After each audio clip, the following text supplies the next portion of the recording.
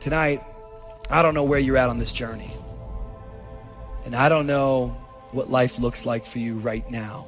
But I know this, if you're ever gonna be who God's called you to be, it's gonna require confidence. And if you've lost it, you gotta find it. And if you've misplaced it, you gotta get it back. You're not the nut you used to be, but you're not the tree you're gonna be. But until you learn how to appreciate where you are in the process, you won't get the power to evolve to your ultimate destiny.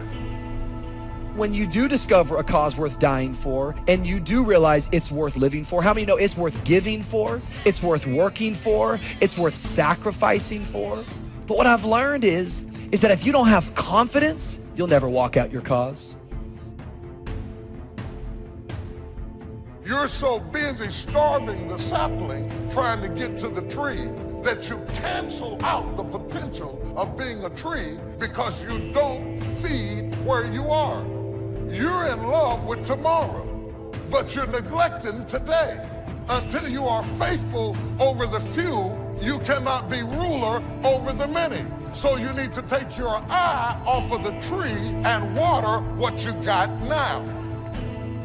You're gonna get what you focus on. What you focus on gets larger and larger in your life. It grows. It's like if you look at what's wrong with your life, you can actually get to the point where you just hate your life.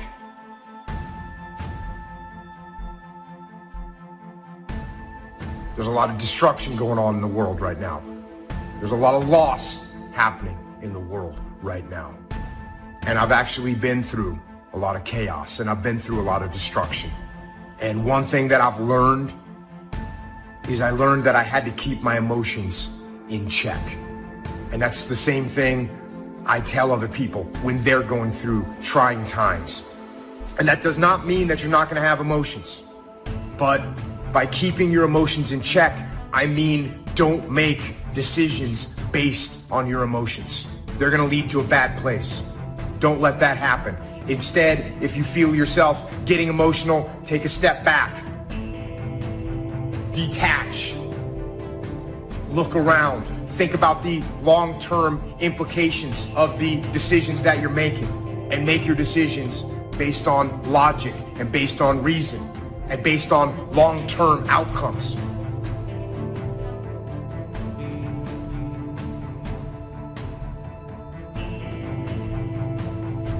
Go ahead and work on your level. Go ahead and master where you are. And after a while, without you even trying to do it, where you started will turn into where you're going. That's what destiny is pulling you into. From the rehearsal to the recital, once you have mastered it, whether the recital is business, marriage, accounting firms, real estate development, family, whatever your recital is, once you have maximized it, you get to sit with the masters.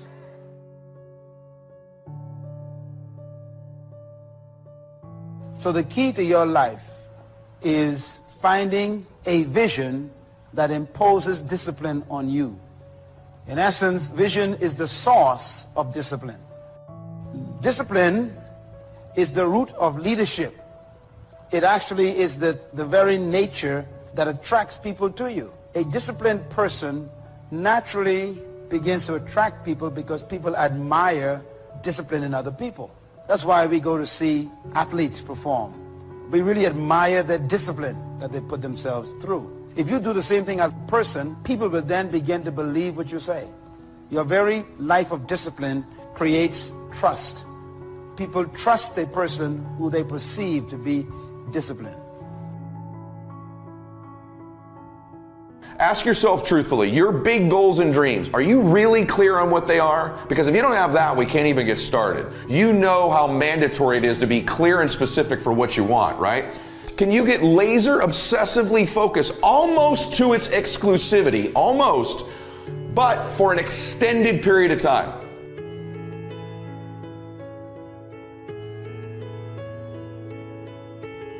That if you want it, you gotta go get it. Some of y'all got this concept of what you want. You know, some of y'all are motivated by broke. just wanting to accomplish the things that you want to accomplish. Other folks are motivated by materialistic things. It's a very simple concept. If you want it, you gotta go get it. You've got creativeness in you. If you decide to take the initiative to change the current quality of your life, I say to you that you will find that the universe is on your side. Now, will it be turbulent? Yes. Will it be easy? No, no. Will I make a lot of mistakes? Yes. See, a lot of people won't try anything different in life because they don't want to get hurt. You got to get focused, man. You got to understand that this hard time that you're going through is preparing you for what you ask God for. Every trial and tribulation you go through prepares you for the life God has for you. What do you think about? What is your dream?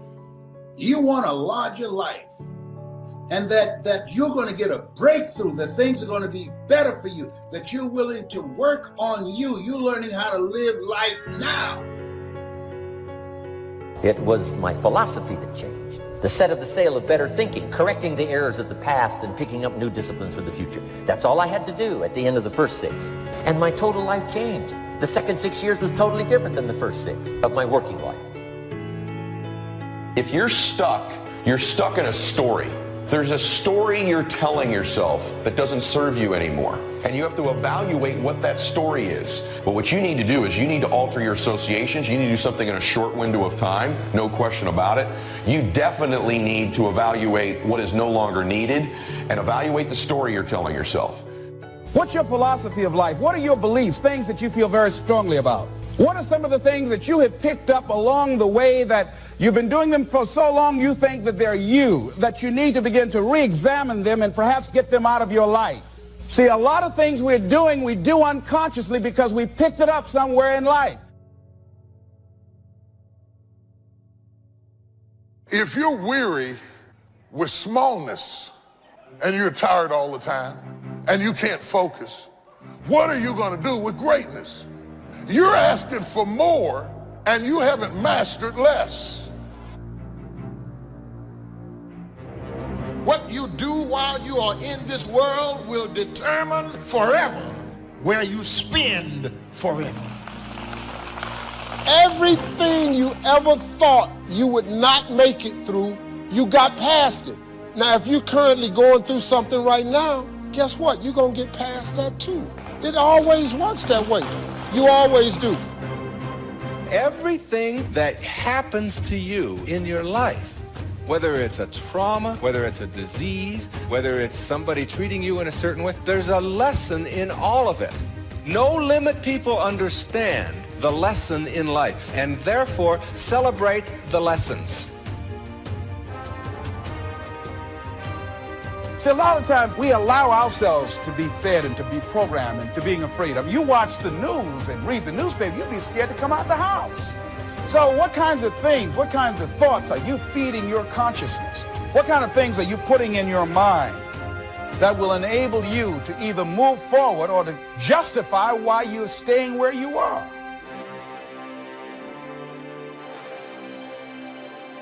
We have many areas to improve on. In every area we need to learn. We are not the greatest. We need to grow. We need to expand. And I'm not talking about numbers. I want to make sure we're really clear about that. I'm not talking about numbers at all. I'm talking about within. Some of you, you need to grow from within. Growing is not the mission. Growing is not the goal. Us being healthy, that's the goal. And it just turns out that healthy things grow. And my point to you is if you don't have a goal, if you don't have something that keeps you sharp and focused, if you don't have challenges, you won't stay alive. You could drop into a pile of dust pretty quick if you don't have I don't care how old you are. I don't care who you are. You need a dream.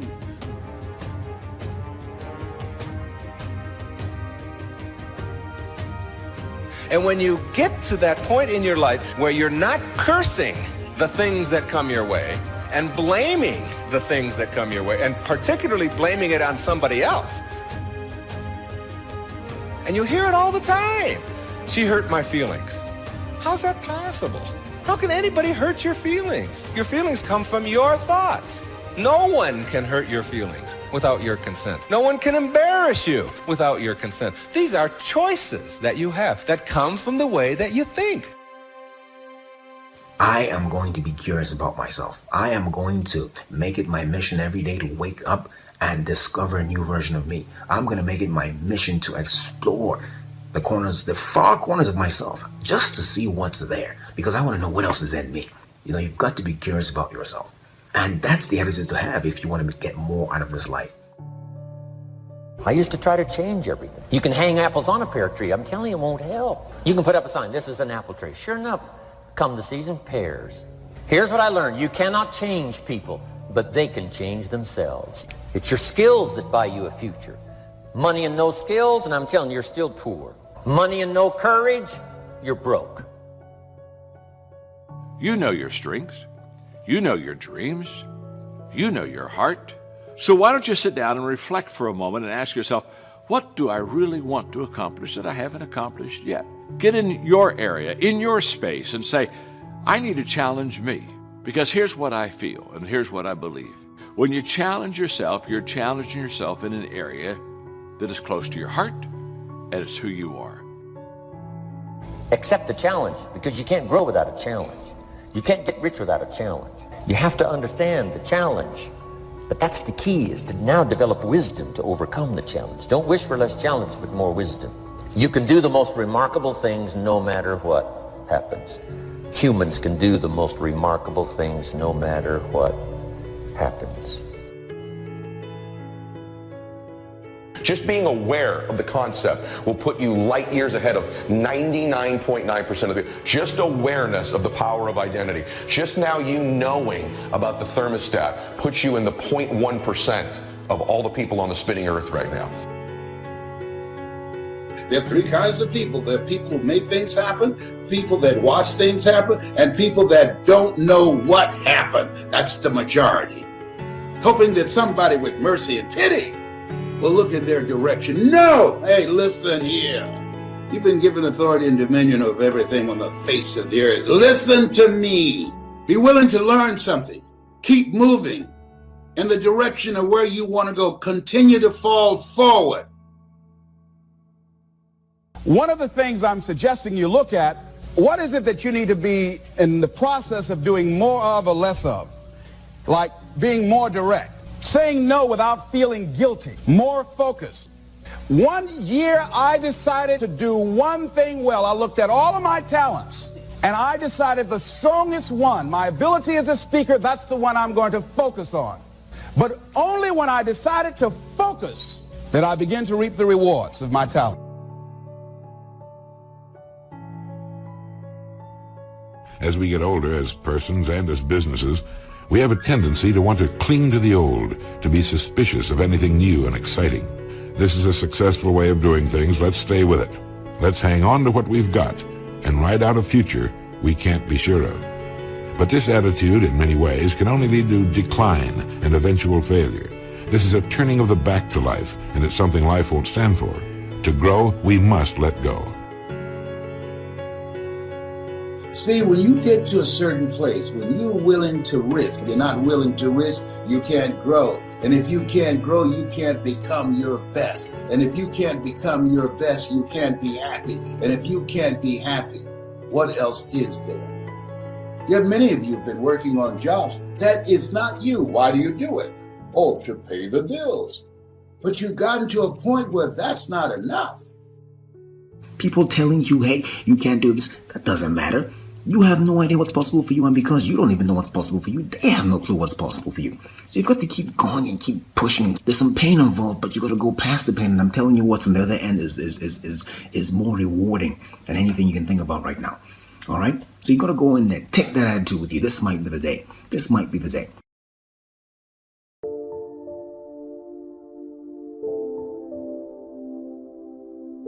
Time is precious.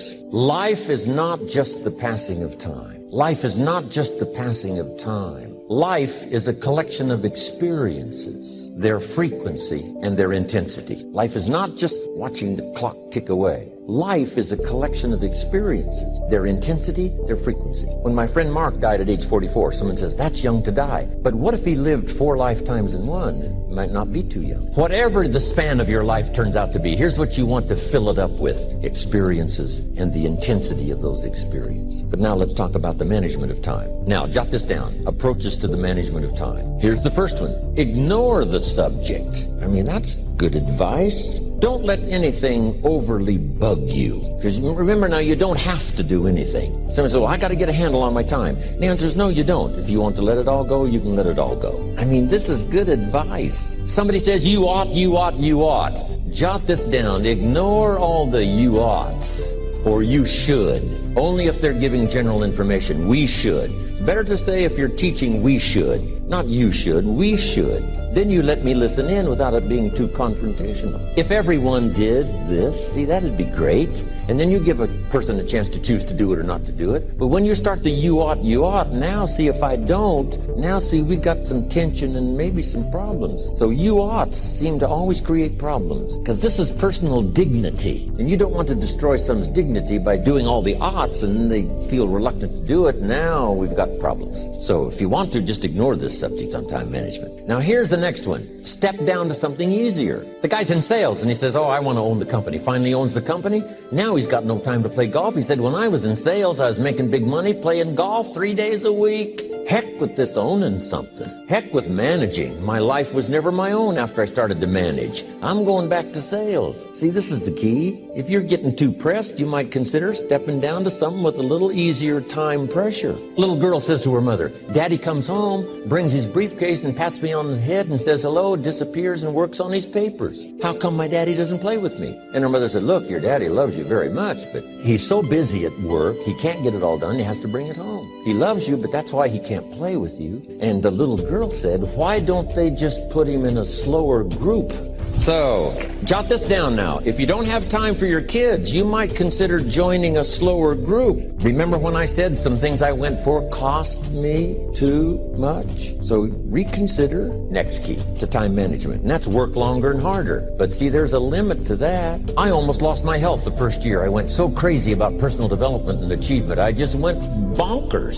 You know, I told you I was skinny. By the end of that first year, I was a walking shadow. And then it suddenly occurred to me, what if I got rich and too ill to spend it? I mean, that was a shocker. So I started developing a little more reasonable, because I said, if 12 hours won't do it, I'll work 14. If that won't do it, I'll work 18. I mean, how many hours it takes. And sure enough, it cost me too much. So see, working longer and harder for some might be appropriate. You know, if you're just sitting around not doing that much, this might be good, work longer and harder. But you can only work so hard. Here's the key, not to work harder, but smarter. When you've worked as hard as you can, doing the best you can in terms of physical output in the time, reasonable time. Now here's the ultimate in the management of time, and that is you simply become more skillful. When I first got into sales, you know, I was around people that could get, 9 out of 10, 8 out of 10. And when I first started, I could only get 1 out of 10. But here's what I did. I worked around the clock, so that I would make up in numbers what I lacked in skill. That's good in sales. You got to jot that down. When you're new, you make up in numbers what you lack in skill. Now, when you become more skillful, the numbers can go down, because now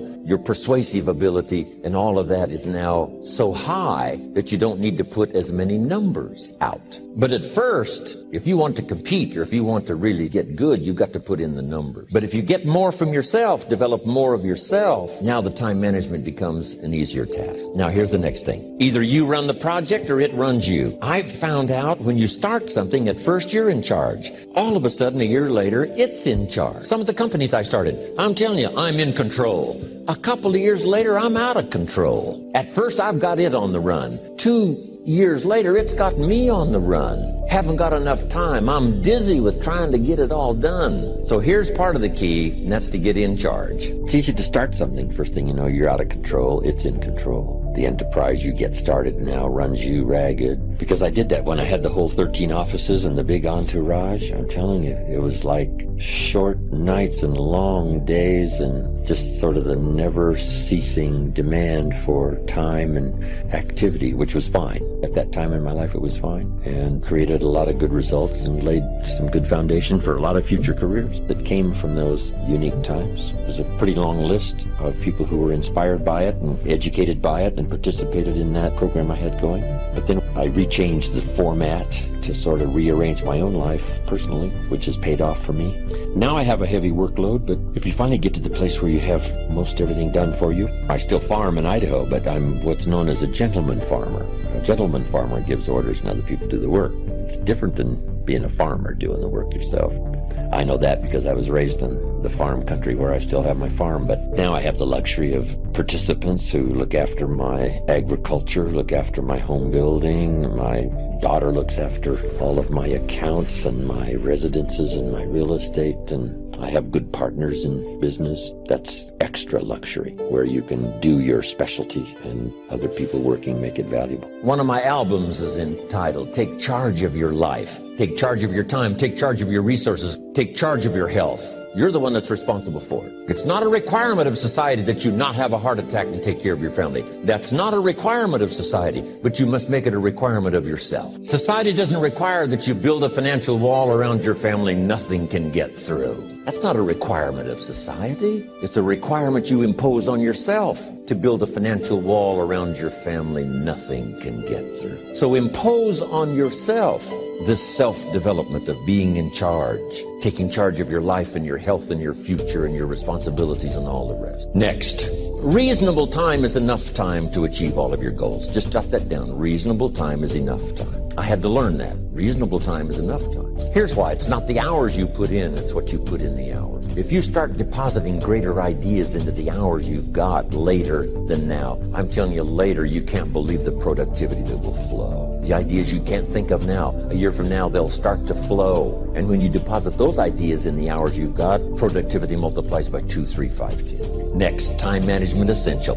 a written set of goals. And then do priorities on your goals. What's important this week? What's important this month? Here's the next one. Often review. Just go over your goals to make sure that your list is working for you. It's got you inspired. It's got you turned on. Somebody says, how come you're up so early? Say, if you were headed where I'm headed, you'd be up early too. If you were going to meet who I'm going to meet, you'd be up early. If it was going to stack up for you like it's stacking up for me, you'd be getting up early. Here's some more time management essentials. Learn to study what we call majors and minors. Here's what you must say when you pick up the phone. Is this a major conversation or a minor conversation? If it's minor, a few pleasantries and you're done. If it's major, maybe you've got to make a few notes. So here's the next one. Important conversations, make an agenda before you make the call. Just jot down a little agenda. It's so easy now to just talk out of your head. Did you ever hear a conversation end like this? Let's see, there was something else. See, you don't look that swift. I can't think of it right now. I'll call you back. See, you look a little incompetent. Let's see, there was something. It escapes me right now. Really? So have you got this now? Make an agenda before you make a call if it's an important call. Now later that saves you all kinds of stuff. You call John in, the salesman, say, John, remember those 4 things we went over? He said, no, we didn't talk about that. And then you pull out your daytime or whatever, and there's the list you made when you made the call. He said, oh yes, seems like I do remember. And you've got him with your list. If it's just salespeople especially can talk you out of what's in your head. That's true. No, we didn't talk about that. And if you don't have a little proof, I'm telling you, it's gone. So make an agenda before you make a call. So what's major, what's minor? Now here's the key on this. Don't major in minor things.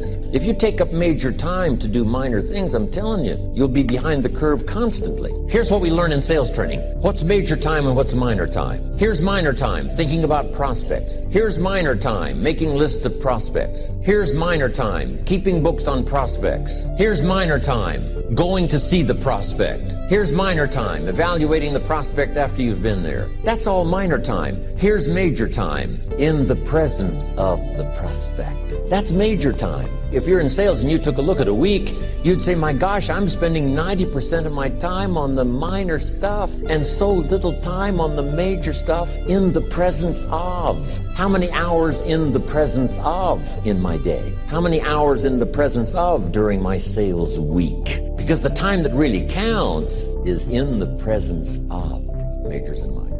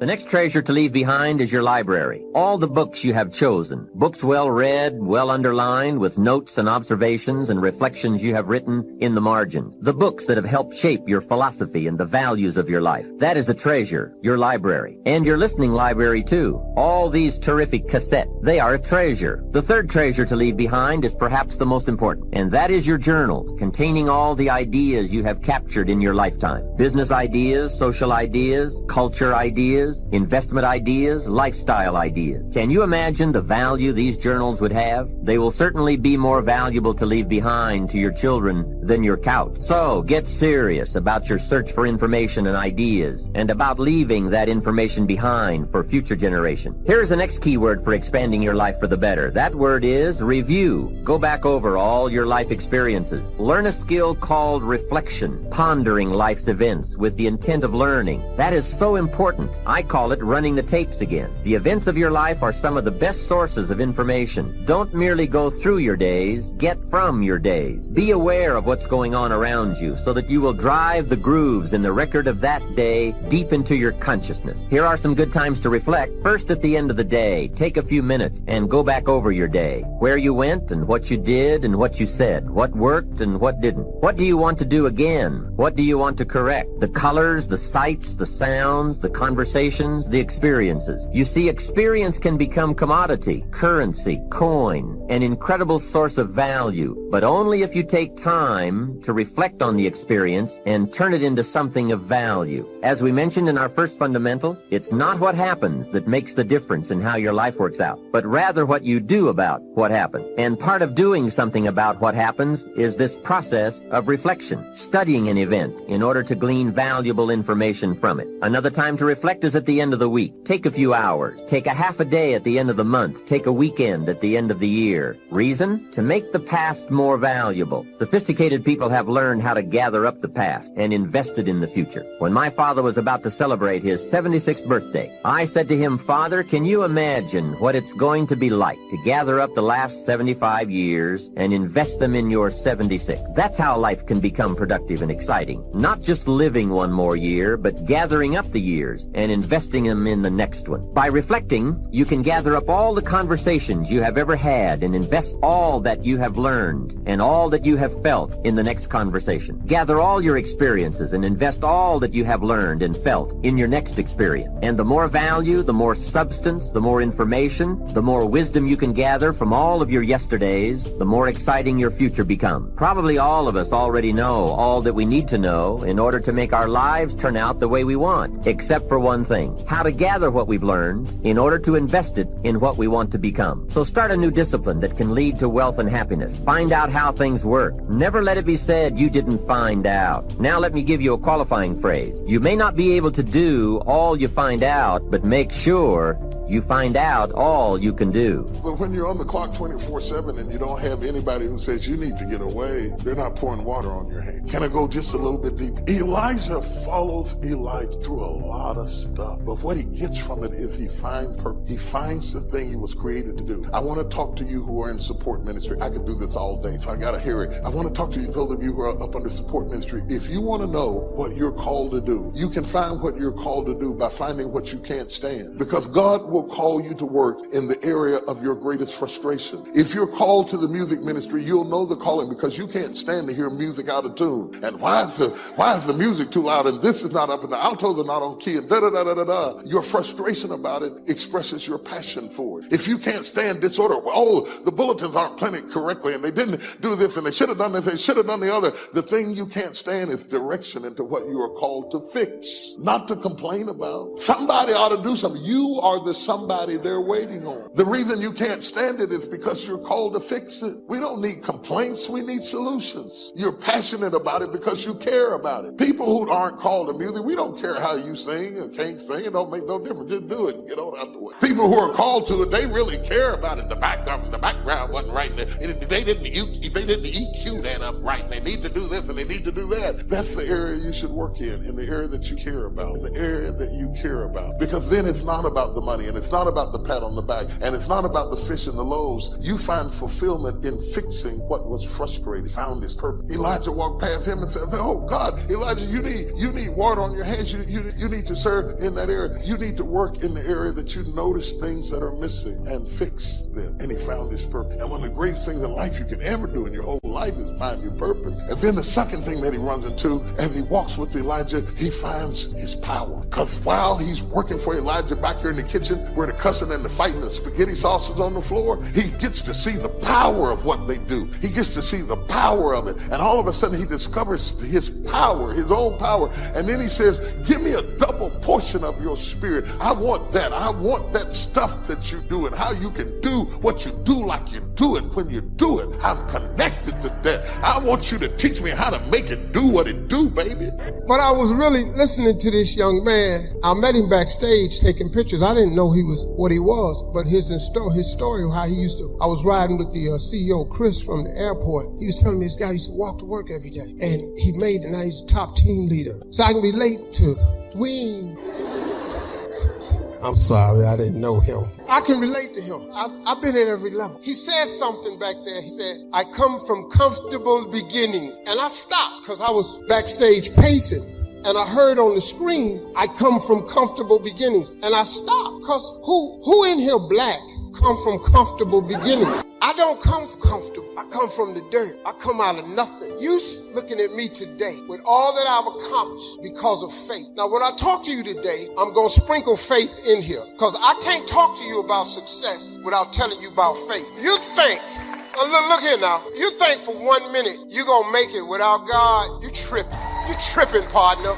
You done lost your rabbit mind if you think that you're going to make it without God. Now, you can try it, you ain't going to make it. So when he said he comes from comfortable beginning, I'm here to tell you mine was a bit different. My father was a coal miner. My father made $5 a day with 5 kids. I'm the youngest of 5. I got 2 older brothers. Well, I had 2 older brothers. My oldest brother passed. I got 2 older sisters. My youngest brother had a birthday October 1st. My youngest brother, 73 years old. I'm the baby of the family. But I'm ballin'. Jack Bogle, been in the business 63 years, showed up for 45 minutes, 4 hours later left his office. And afterwards he wrote a quote for it and he said it was the most probing, most intense interview you had in 63 years. Provocative and probing is what he said. Now that says to me a pretty cool thing. That means I engaged him better than anyone in 63 years and got those answers, according to him, not according to me. Pretty cool. I went to a guy named Ray Dalio. How many know who Ray Dalio is in this room? Look how few people know Ray Dalio. Ray Dalio has been called the Da Vinci of investing. He's been called the Steve Jobs of investing. But most of you never hear of him because you couldn't access him in a million years. But if you're president of the United States, if you're head of the Fed, if you run China, you know who he is. And I'll tell you why. To work with Ray, first of all, for the last 23 years, he's made 21% per year compounded before fees through all those environments. Unbelievable. But here's all it takes to work with Ray. You need a $5 billion net worth and $100 million as the initial investment. And that was 10 years ago. Now he won't take your money no matter how rich you are. You're talking to him and he gets a phone call. It's the Prime Minister of China who wants some coaching. A large hedge fund might be $15 billion. Ray's $160 billion. I got hold of Ray. Part of what happened with Ray was he'd been a fan of mine, it turned out, for about 20 years. But what I did, I spent 15 hours to be ready to engage him. 15 hours of total immersion so I could pitch and catch with him. So I didn't just talk, I could do it back. He wouldn't just throw the ball, I could throw it back to him. And guess what? At the end, he has built something over the years called his all-weather fund, which is designed to make money no matter what market you're in. You don't have to know the markets. He said, what if I die? Someday I will. How my kids have money? How will my philanthropic areas have money? Here's what I'm going to do. I'm going to figure out why a balanced portfolio doesn't work in 2008 or 2000. And everything we've been taught about finance is wrong. And the Da Vinci of investing figured it out and has done it for himself for a decade and a half. And he tested it back to 1925 and it just makes money in any environment. So now his clients get to do it. Not the 1%, not the 0.0, the 0.001%. So I'm sitting down with Ray and I get him to explain how it works. And at the end, we're engaged 3 hours into it. And he tells me how this works. And I said, this is beautiful, but I'm doing this. So I'm not doing this for money. I'm giving all the money away. I want people to have answers. And you just got done saying the average person going to the wealth manager will never work. They can't possibly do it. They might be sincere. They might even put their money in the same place they put you. But how many gold medals have they won, he said. Those are the only people that win. There's only a few. It's a giant poker game with a few winners. So you just said they're not going to win with anybody else. So I said, this is worthless without knowing the exact recipe. How much in this? How much in that? How much am I in this percentage? Whether I got $1,000 or 20 million, 200 million. That's Tony. That's my secret sauce. That's what $5 billion and $100 million. used to get you. I said, yeah, but you won't take anybody's money now. He said, yeah. And I said, you're giving away half your fortune with 14 billion. You're a giver. Help a guy out. Give me the secret sauce.